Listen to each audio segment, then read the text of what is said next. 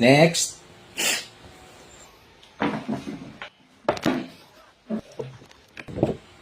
Ikaw si Sir Morio. Sir, ako sir.